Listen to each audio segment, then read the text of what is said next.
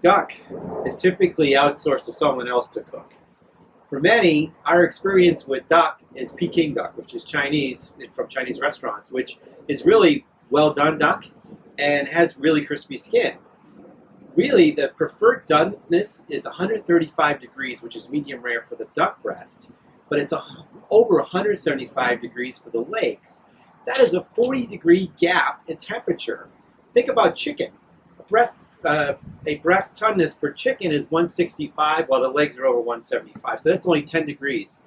I'm going to show you some simple things to cook a whole duck confidently, and this doesn't require you deconstructing the bird. So let's go for it. Okay, what we have here is about a 5-pound duck.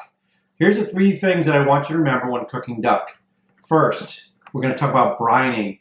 Brining for this duck was done about 24 hours ago. It was a dry brine where I put it's basically a heavy salt solution that basically helps the bird retain moisture. And the other thing is it creates a larger margin of error if you somehow overcook the bird. 2, very important, duck, what do you think duck does? Floats. So duck floats, and they have all this fat, about a 1/4 inch of fat. If you don't cross-hatch or prick the skin beforehand, none of this fat is going to render out when you cook it. And when you take a bite, you can have a chunk of fat in your mouth.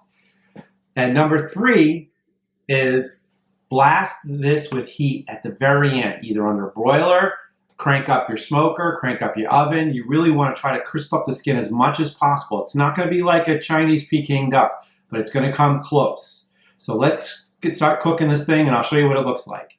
Wow, look at our duck. Doesn't that look amazing, folks? Oh my goodness. This basically cooked for 2 hours at a very slow heat, which is 250 to 275. And then I cranked up the heat the last 30 minutes of the cook. Both the breast and the thigh were about 170 when I took them off. Now 170 is a little high for the duck breast, which is fine. That's why we brined it. So we're going to definitely see how this tastes, but you can see it looks unbelievably gorgeous and the skin looks nice and crispy.